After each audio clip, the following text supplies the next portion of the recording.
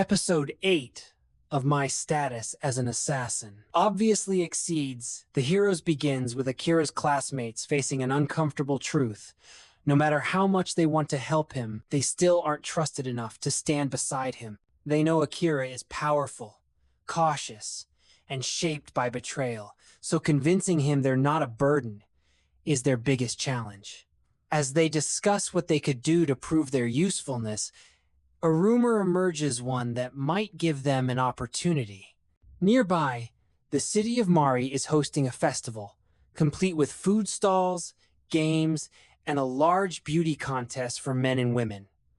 But the cheerful appearance hides something sinister. Adventurers say that every year, the contest winner mysteriously vanishes. The whispers point to human trafficking victims taken from crowds under the guise of celebration. The group immediately realizes that if they can expose the criminals, Akira might finally recognize their value. Their decision is made. They will enter the festival not just to enjoy it, but to hunt for the villains behind the disappearances.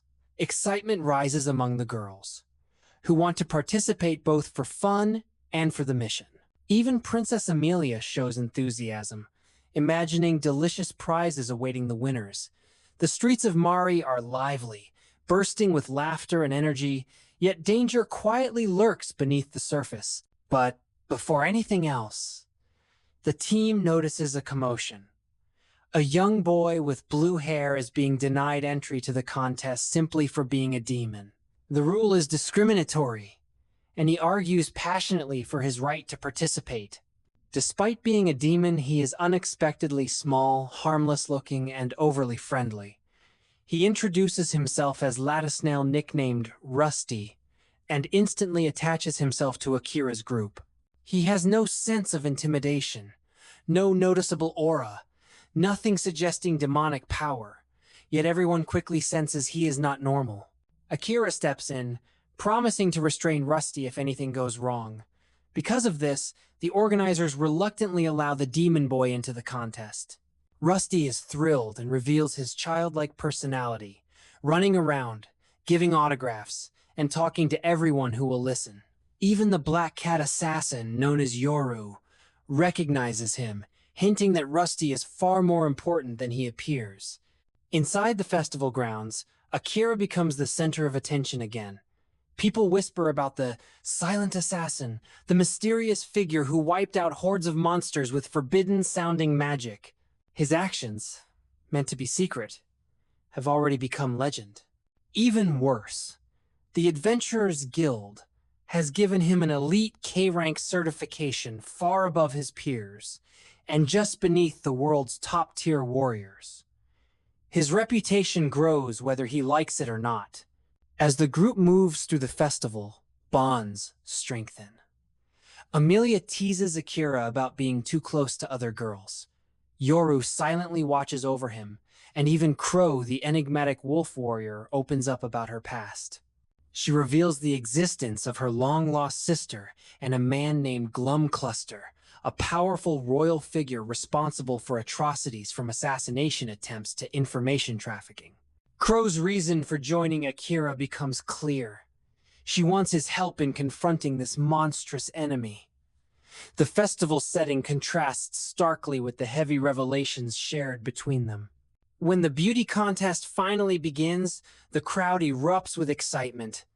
Contestants appear one by one, including well-known local favorites. Amelia's entrance is spectacular, graceful, elegant, and glowing with elven beauty. She instantly captivates the audience. But the real shock comes when Rusty appears on stage, posing, smiling, and confidently requesting everyone's votes. The crowd doesn't know how to react. A demon child competing seriously in a beauty pageant is absurd, yet strangely compelling. The results astonish everyone. Amelia and Rusty tie for first place. A princess and a demon boy share the spotlight, symbolizing peace in a world otherwise divided by race. Rusty proudly celebrates, unfazed by the political implications. He casually mentions that he ran away from home after fighting with his father, who turns out to be none other than the Demon Lord himself. With this shocking truth revealed, the team realizes they've been interacting with royalty of the demon world without knowing it. The next day, the winners are called to collect their prizes. But something feels wrong. The meeting point is an isolated area on the outskirts, far from the bustling festival. Akira remains asleep because Amelia secretly cast a forced sleep spell on him, hoping to let him rest after days of exhaustion. Without Akira's sharp instincts, the group becomes more vulnerable. At the prize collection site, armed men approach Amelia and attempt to take her by force. They claim she has been summoned by Glum, the very man Crow despises. The criminals admit that the rumor is true. Winners are kidnapped, harvested for organs, and sold to the highest bidders. The festival is a cover for human trafficking, and Glum suppresses all evidence through influence and bribes. Amelia refuses to go quietly, and Crow's suspicion is confirmed. Glum is directly involved in these disappearances. Outnumbered but not intimidated, Amelia prepares to fight. She may be gentle and composed, but she is still a royal sorceress trained to defend herself. She disarms her attackers without hesitation. Just as she is about to strike down one of the kidnappers, Rusty intervenes.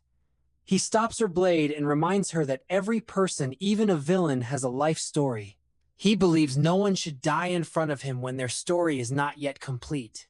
His philosophy is strange, almost naive, yet deeply tied to his royal upbringing. Rusty is a pacifist by choice, not weakness. Meanwhile, Akira begins to sense Amelia's emotions through the lingering magical connection created by her sleep spell. Though physically unconscious, he sees visions of what she sees. He watches the danger unfold, feeling powerless to intervene. His mind is haunted by the question, if he had been awake, would he have needed to kill to protect her? And if Amelia were to witness him commit murder, how would she see him afterward? The conflict tears at him quietly. Rusty's intervention prevents immediate bloodshed, buying time and forcing the criminals to retreat. But the threat of Glum now looms even larger. The episode ends with Akira still asleep, Amelia safe but shaken, the mission incomplete, and a massive enemy now fully revealed in the shadows. Akira's allies have proven themselves, but the cost has only just begun.